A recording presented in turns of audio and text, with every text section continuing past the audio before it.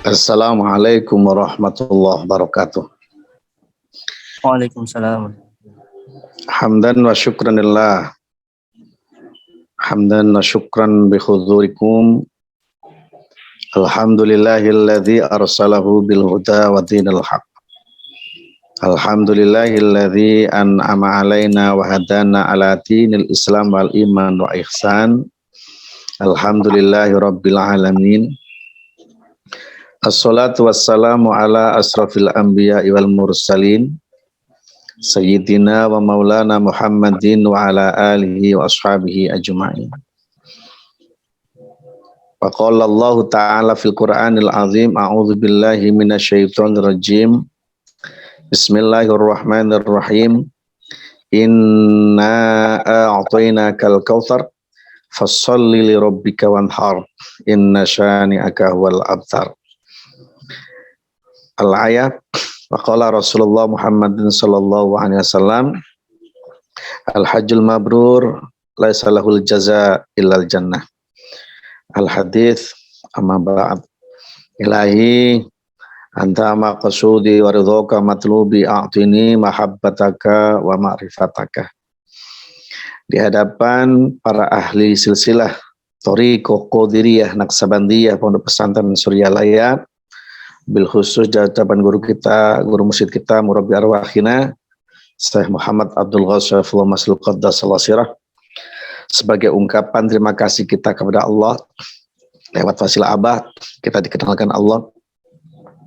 Tentunya sepatutnya kita sebagai muridnya mendoakan Abah semoga Abah panjang umur, ditambah karma barakahnya sama Allah, sehat walafiat sebagai wasilah roh kita marifatullah. Al-Fatihah. A'udzubillahi minasyaitonir rajim.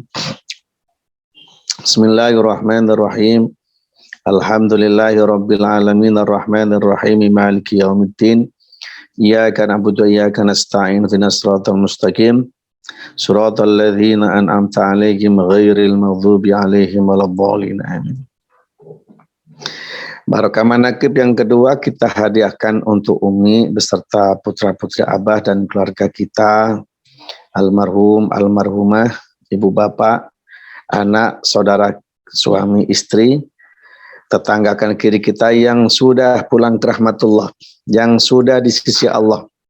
Semoga dengan barokah manaqib, barokah mursyid, Allah memberikan kenikmatan, kebahagiaan kepada almarhum, almarhumah, keluarga kita semuanya. Al-Fatihah. A'udzu billahi minasyaitonir rajim. Bismillahirrahmanirrahim. Alhamdulillahirabbil alamin arrahmanir rahim maliki yaumiddin. Iyyaka na'budu wa iyyaka nasta'in ihdinas siratal mustaqim. Siratal ladzina an'amta 'alaihim ghairil maghdubi 'alaihim waladdallin. Amin. Barokah manaqib yang ketiga kita hadiahkan untuk keluarga kita, saudara kita, tetangga kanan kiri kita yang mungkin pada hari ini diuji Allah berupa sakit. Semoga dengan barokah manaqib, barokah mursyid, Allah lekas mengembalikan kesehatannya sedia kala. Semoga kita yang hadir beserta keluarga semuanya panjang umur, sehat walafiat, rezeki kita semuanya Allah berlimpah melimpah. Yang punya hajat dimudahkan sama Allah, yang punya masalah diselesaikan sama Allah, yang punya hutang dilunasi sama Allah, yang punya usaha dilancarkan sama Allah, menghasilkan rezeki yang kaya raya berkah. Berkah semuanya, selamanya, segalanya. Dan anak turun kita dijadikan Allah menjadi orang-orang yang soleh, solihah. Dan kita beserta anak turun ditakdirkan, ditulis dan dicatat, dimampukan, dibisahkan melaksanakan ibadah haji, umroh, Makkah, Madinah, termasuk murid-murid Abah yang selalu bahagia, bahagia di dunia, bahagia di akhirat, dengan barokah manaqib, barokah mursyid. Allah ridho mengabulkan segala hajat-hajat kita baik dunia maupun akhirat. Al-Fatihah. A'udzubillahi minasyaitonir rajim. Bismillahirrahmanirrahim. Alhamdulillahirabbil alamin arrahmanir rahim maliki yaumiddin. Iyyaka na'budu wa iyyaka nasta'in ihdinas siratal mustaqim. Siratal ladzina an'amta 'alaihim ghairil maghdubi 'alaihim waladdallin. Amin. Kepada para wakil talqin Syekh Mursyid yang hadir pada MOS sore hari ini, yang sangat kami hormati, penggagas manakib diantaranya Umi Syahid, Bu Wahyuni dari Inggris, dan Bu Kartini dan yang lainnya, ikhwan wal akhwat semuanya yang tidak bisa kami sebutkan satu persatu, yang sangat kami hormati dan dimuliakan Allah Subhanahu wa Ta'ala. Puji syukur kita haturkan kepada Allah Subhanahu wa Ta'ala, di mana pada sore hari ini kita telah dipilih orang-orang yang belajar untuk riyadhah, menyucikan hatinya, menyucikan pikirannya, menyucikan tempat kita untuk belajar bersama yang maha suci, bersama guru suci, untuk menyucikan yang maha suci Allah Subhanahu wa Ta'ala lewat majelis yang suci yaitu manakib. Semoga kita dengan wasilah majelis manakib pada sore hari ini, kita termasuk murid-murid Aba yang haram hukumnya susah, haram hukumnya sedih, haram hukumnya miskin, tapi hukumnya wajib bahagia, baik dunia maupun di akhirat. Dan wajib hukumnya kaya raya hatinya dan segalanya. Baik kita, keluarga kita, anak cucu kita semuanya. Dengan wasilah kita belajar riyadhah, belajar istiqomah pada manakib MOS sedunia ini, sebagai wasilah untuk menjembatani, wasilah untuk mendoakan keluarga kita, anak turun kita semuanya, dengan kita niatkan wakafkan jiwa raga kita untuk mendekatkan yang maha suci, untuk mempermudah segala hajat-hajat keluarga kita semuanya. Amin ya rabbal alamin. Kedua kalinya, sholawat beserta salam Allah, semoga Allah melimpahkan kepada baginda Rasul Muhammadin sallallahu alaihi wasallam. Ikhwan wal akhwat semuanya, sekarang kita masih di bulan Dzulhijjah. Di mana di bulan Dzulhijjah itu ada dua ibadah yang sangat umum dan semuanya orang pada tahu. Yang satu ibadahnya wajib, satu kali dalam seumur hidup, yaitu ibadah haji bagi yang mampu. Kedua, ibadah kurban. Karena ibadah di Dzulhijjah itu ada ibadah sunnah muakkad, yaitu kurban. Kenapa kurban disunnahkan bahkan sampai mendekati wajib? Di mana ibadah kurban itu sebagai tapak tilas untuk merenung satu sejarah yang sangat luar biasa, di mana seorang ayah, seorang yang sangat mencintai kekasihnya yaitu Allah. Siapa beliau? Yaitu Nabi Ibrahim alaihissalam. Kenapa dengan Nabi Ibrahim? Kita tahu Nabi Ibrahim alaihissalam ini seorang nabi, seorang ayah yang sangat taat kepada Tuhannya, seorang ayah yang demokrasi, seorang manusia yang sangat dermawan. Dan tak lupa lagi seorang suami yang punya dua istri, di mana istrinya cantik-cantik. Satu Sarah, yang kedua Hajar. Siapa itu Sarah? Sarah itu seorang istrinya Nabi Ibrahim alaihissalam, turunan bangsawan dari Mesir. Kemudian siapakah Siti Hajar itu? Siti Hajar adalah seorang, kalau umumnya budak, Surayyah, budak yang diberikan oleh Raja Mesir untuk mendampingi Sarah. Di situ Nabi Ibrahim dengan termasuk nabi yang mendapatkan gelar ulul azmi. Siapakah ulul azmi itu? Yaitu manusia, seorang nabi yang tabah, menghadapi berbagai macam cobaan.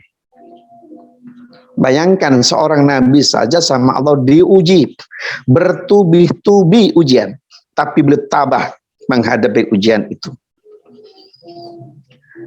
Pertama yang kita garis bawahi sekarang, kita tidak menjelaskan lebih jauh, kita ambil yang simpel aja, yang singkat, yaitu kurban. Kenapa ada kalimat kurban? Kenapa kurban disunahkan? Sebagaimana kurban ini untuk sebagai ketawaduan Rasulullah menghormati satu peristiwa yang sangat besar, yaitu Nabi Ibrahim alaihissalam untuk menyembelih putranya, yaitu Nabi Ismail alaihissalam. Kenapa ada peristiwa untuk menyembelih putranya? Karena seorang nabi yang sangat taat sama Allah, yang selalu istiqomah. Dulu kurban itu di zaman Nabi Adam alaihissalam itu sudah ada perintah kurban. Di antaranya Nabi Adam alaihissalam punya anak, di mana anaknya itu selalu ketika lahir Ibu Hawa itu pasti dua. Tapi di situ lahirnya dua itu, satu laki-laki, keduanya perempuan. Lahir lagi, hamil lagi, satu laki-laki, dua perempuan. Maka di situ ada istilah Qabil dengan adiknya, Habil dengan adiknya. Karena perintah ajaran supaya ini bisa berkembang biak, maka ada ikatan nikah. Maka ada silang. Qabil dinikahkan dengan adiknya Habil, Habil dinikahkan dengan adiknya Qabil. Di dalam sejarah, Qabil itu termasuk seorang pengusaha pengembala kambing, binatang ternak yang sukses. Setiap tahunnya kurban.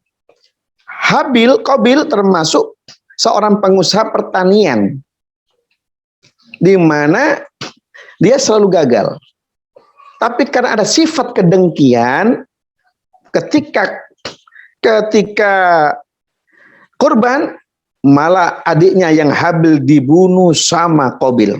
Jadi persifatan hasud itu sudah ada di zamannya Nabi Adam alaihissalam, yaitu putranya Qabil membunuh Habil sebagai persembahan. Kemudian turun perjalanan hidup, maka sampai di Mesir pun ada kurban.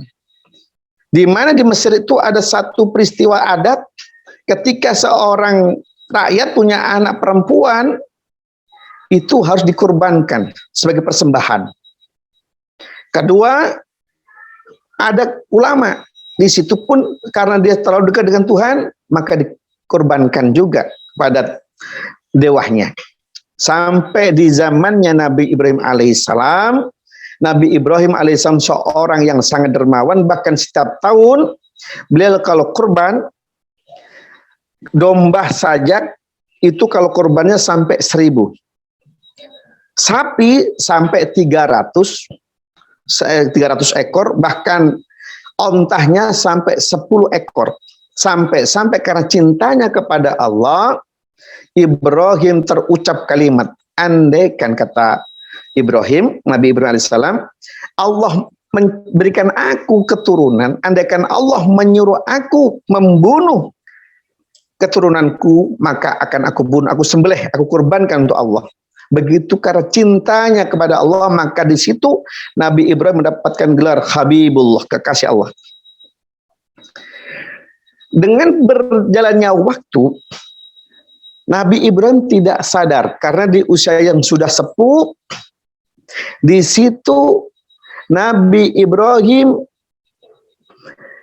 mendapatkan nikah dengan Hajar, karena setelah Sarahnya, Ibu Sarah ini sudah sepuh, belum punya anak, dengan kalimat yang umum, mandul, maka Sarah menyuruh menikahi budaknya, namanya Hajar. Namanya budak di zamannya Nabi Ibrahim itu Surayyah. Hajar itu termasuk budak Surayyah. Dinikahlah Hajar itu sama Nabi Ibrahim. Kemudian hamillah Hajar sampai melahirkan seorang putra namanya Ismail. Ismail dari ibu Hajar, kemudian ibu Sarah menyusul melahirkan putra laki-laki namanya Ishak. Maka asal usul Nabi Isa alaihissalam itu dari keluarga Nabi Ishak, dari Sarah. Makanya kalau punya nama Sarah itu pasti cantik-cantik. Di Amerika itu kalau namanya Sarah itu pasti cantik. Bahkan di Indonesia tuh juga ada namanya Sarah, Zuni Sarah juga cantik gitu. Pokoknya nama Sarah pasti cantik. Itu merujuk siapa? Istrinya Nabi Ibrahim alaihissalam, ibu Sarah. Kemudian Hajar punya anak namanya Ismail. Nah, Rasulullah ini silsilahnya dari Nabi Ismail alaihissalam. Kemudian ikhwan wal akhwat semuanya, di usia yang sudah mulai usia kurang lebih 5 tahun, di situ Nabi Ibrahim alaihissalam bermimpi. Di mana mimpinya itu Nabi Ibrahim seperti diperintah Allah untuk menyembelih putranya Ismail. Terbangunlah Ibrahim merenung, apakah benar ini perintah dari Allah?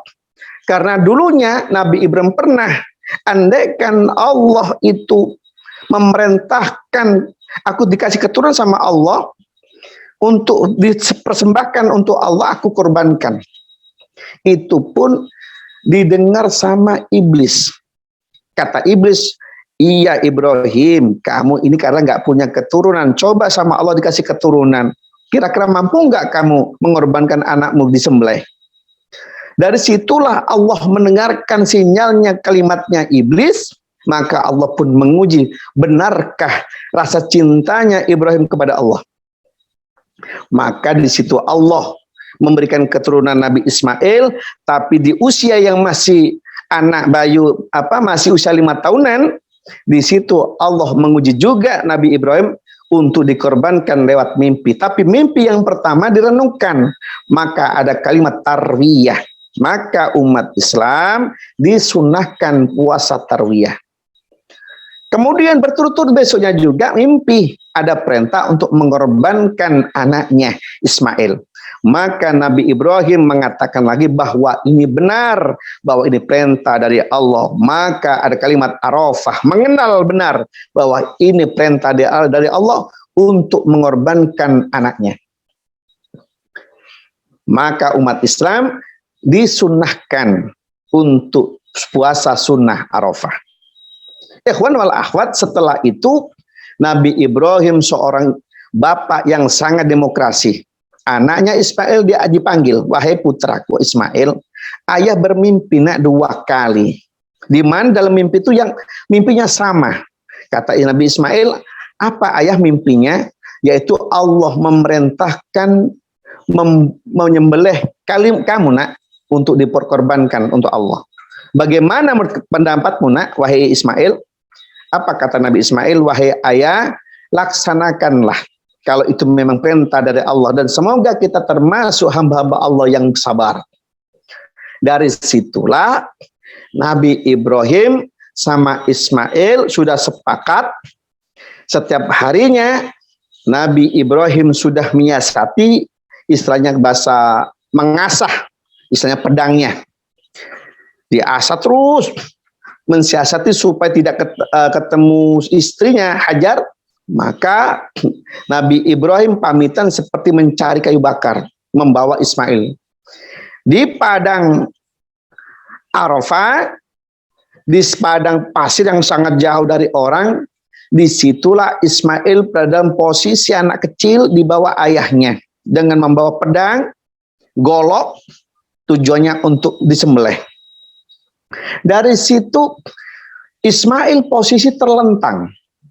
Tapi seorang ayah dengan usia kurang lebih, Nabi Ibrahim sudah usia 83 tahun kurang lebih, sudah setua, belum lama, belum punya anak, belum punya keturunan. Ketika punya keturunan di usia yang sudah sepuh, punya anak usianya masih belia, balita 5 tahun, di situ ada perintah.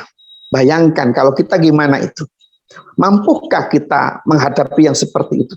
Tapi Nabi Ibrahim demi Allahnya, karena kekasih dan cinta kepada Allah, beliau laksanakan. Tapi namanya jiwa seorang ayah, orang tua melihat anak mau dibunuh, gak tega. Nabi Ibrahim pun meneteskan air mata. Setelah itu Nabi Ismail posisi terlentang. Nah, wajahnya Nabi Ibrahim itu melihat wajah anaknya tidak tega. Apa kata Ismail? Wahai ayah, andaikan ayah tidak tega melihat wajahku, melihat tubuhku akan kau sembelih, maka balikkan, bahasa tengkurupkan saya ayah, supaya ayah tega. Maka disitulah Nabi Ismail di posisi tengkurap mau disembelih. Seketika itulah golok atau pedang yang sudah di leher itu mau digorokkan. Itu ada sebagian ulama tafsir ada yang sudah mengatakan sudah terbunuh. Tapi menurut Imam Syafi'i, yang madzhab Imam Syafi'i, menurut ulama-ulama yang bermadzhab Imam Syafi'i itu masih kalimatnya masih belum. Nah, dari ketika itu mau disembelih, ternyata Allah dengan tega, dengan secepatnya itu langsung Ismail ditarik sama malaikat Jibril, maka digantingkanlah domba di situ. Maka disitulah Nabi Ibrahim mengucapkan Allahu Akbar, dibalas malaikat Jibril Allahu Akbar, dijawab lagi sama Ismail Allahu Akbar, la ilaha illallah wallahu akbar, Allahu Akbar walillahil hamd. Jadi peristiwa takbir ini asal mulanya Nabi Ibrahim alaihissalam, malaikat Jibril, Nabi Ismail alaihissalam, barulah ada kalimat takbir. Mengagungkan nama Allah, artinya darah manusia itu jauh lebih mahal, nyawa manusia itu lebih mahal dibandingkan domba. Yang jadi pertanyaan sekarang, dombanya siapa untuk menggantikan nyawanya Ismail? Di situ dulu peristiwa dulu, yaitu dombanya Habil. Ketika Habil mau kurban, ternyata yang mau dikorbankan dombanya itu ditarik ke langit. Yang Qabil membunuh Habil, maka dombanya Habil di langit ditarik sama malaikat Jibril, digantikan istilahnya nyawanya Ismail. Artinya dalam kesimpulan, maka ada kalimat yang harus dibunuh adalah siapa? Binatang, bukan manusia. Terus bagaimana dengan istilah kurban? Kurban itu tanda korobah, pendekatan diri kepada Allah, tanda buktinya cintanya kepada Allah. Tapi kadang-kadang masyarakat ini lebih suka mengejar daging kurban dibandingkan sejarah peristiwa yang sangat besar. Tidak merenungkan sejarahnya, tapi mengejar dagingnya. Ada yang nyati sana sini. Jadi dipikirkan dagingnya kurban. Apakah salah? Tidak salah. Cuman bagi orang yang punya akal, tentunya di situ berkatalah afala taqilun, afala tatafakkarun. Apa yang harus kita ambil hikmahnya? Yaitu sembelihlah persifatan kebinatangan. Karena manusia itu seperti binatang ternak, bahkan lebih buas daripada binatang buas. Binatang kambing cuma satu arah makannya, rumput, tidak makan yang lainnya. Binatang anjing makannya cuma daging dan tulang. Kalau manusia, mulai rumput dimakan, mulai daging apapun dimakan. Tidak cukup itu saja. Solar, bensin, pertalite, pertamak, uang triliunan dimakan. Itulah persifatan kebinatangan buas, lebih buas daripada binatang. Maka harus direnungkan dengan peristiwa di bulan Dzulhijjah ini. Perenungan apa yang harus disembelih adalah persifatan kebinatangan. Manusia kalau mengikuti persifatan kebinatangan, dia lebih buas daripada binatang anjing. Ingat, binatang anjing tidak ada yang masuk neraka, tapi manusia yang punya persifatan binatang anjing justru intipnya neraka.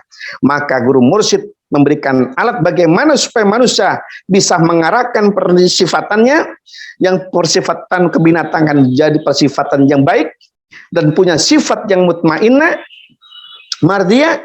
Tentunya guru mursyid memberikan alat bagaimana jiwa selalu suci dan bersih dengan kalimat tauhid la ilaha illallah dan zikir khafi. Maka orang haji ada kalimat melempar jumroh, baik jumroh ula, wusta, akobah, itu hanya ritual saja. Pakai kerikil kecil. Tapi ingat, hakikatnya setan tidak di sana. Setan nongkrong di hati manusia yang ghaflah, hatinya lupa kepada Allah. Di situ setan iblis selalu menghembus-hembuskan persifatan kebinatangan.